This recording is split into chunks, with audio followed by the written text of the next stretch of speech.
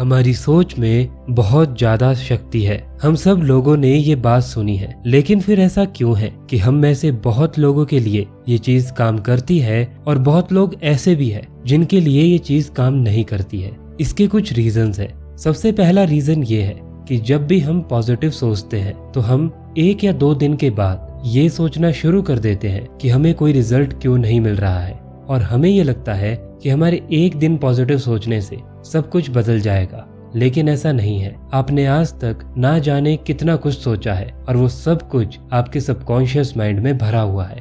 अगर आपको उसको रिप्लेस करना है तो आपको कुछ दिन वेट करना पड़ेगा, हो सकता है कुछ महीने वेट करना पड़ेगा। ये एक पूरा प्रोसीजर है। इसमें आपको स्टेप बाय स्टेप चलना होगा, आपको पॉजिटिव रहना होगा, आपको अच्छी चीजों पर अपना फोकस लगाना होगा और धीरे धीरे आपके सबकॉन्शियस माइंड में वो बात पहुंचेगी। फिर आपकी एनर्जीज और ज्यादा पॉजिटिव होगी और फिर आपकी जिंदगी में धीरे धीरे बदलाव आना शुरू होगा। लेकिन अगर आप ये सोचते हैं कि आज आप पॉजिटिव सोचना शुरू करें और कल आपको कोई बहुत बड़ा रिजल्ट मिल जाए, तो ये आपकी सबसे बड़ी गलती है। इसका दूसरा जो सबसे बड़ा कारण है वो ये है कि लोग हमेशा अपनी जिंदगी में जिस भी चीज की कमी होती है उस चीज पर हमेशा फोकस रखते हैं, या फिर लोगों की जिंदगी में जो चीज बुरी हो जाती है उस चीज पर हमेशा फोकस रखते हैं। एक चीज आपको हमेशा याद रखनी होगी, अच्छी चीजें और बुरी चीजें सबकी जिंदगी में होती है। अब आपको ये डिसाइड करना है कि आपको किस पे कितने टाइम तक फोकस करना है और किस चीज को अपनी कितनी ज्यादा एनर्जी देनी है। अगर आप फुटबॉल प्लेयर्स को फॉलो करते हो, अगर आप एथलीट्स को फॉलो करते हो,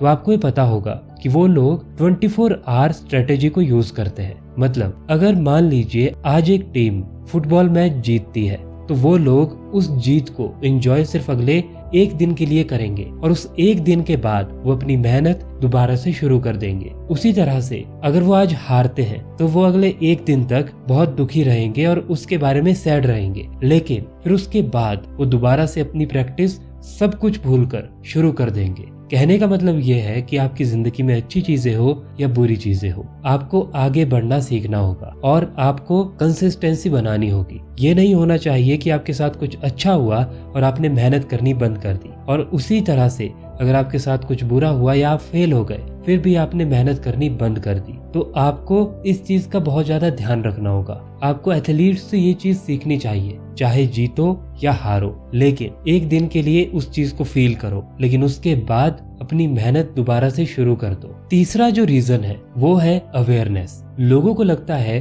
कि वो सुबह थोड़ी देर पॉजिटिव रहेंगे, शाम को थोड़ी देर पॉजिटिव रहेंगे और उनकी जिंदगी में बहुत ज्यादा बदलाव आने लगेगा। ऐसा नहीं है। आपको अपने पूरे दिन को एनालाइज करना होगा। अभी अपने पूरे दिन को एनालाइज कीजिए कि आपने पूरे दिन में क्या किया। आपने कितनी बार मोबाइल चेक किया, कितनी बार न्यूज देखी, कितनी बार गुस्सा किया, आपने कितनी बार नेगेटिव चीजों पर फोकस किया। और इसका आपके पास कोई भी क्लियर आंसर नहीं होगा, क्योंकि हमारी अवेयरनेस कभी भी एक जगह पर नहीं रहती। अगर अभी हम यहाँ पर कुछ काम कर रहे हैं, हो सकता है हमारा दिमाग कुछ और ही सोच रहा हो, और ये बहुत बार होता है। इसीलिए आपको इस चीज पर कंट्रोल लाना होगा। हाँ, ये सही बात है कि एकदम से इस चीज पर आपका कंट्रोल नहीं आएगा, लेकिन धीरे धीरे आपको प्रैक्टिस करनी होगी। कोशिश कीजिए कि जिस समय आप जो काम कर रहे हैं उस समय आपका फोकस सिर्फ वहीं पर हो। और ये चीज याद रखिए कि आपको अपने पूरे दिन को एनालाइज करना होगा और एक लिस्ट बनानी होगी कि आपने आज क्या क्या गलतियां की। हो सकता है कल वो गलतियां फिर से करो, लेकिन जब आप उन गलतियों को बार बार अपनी नोटिस में लाओगे तो धीरे धीरे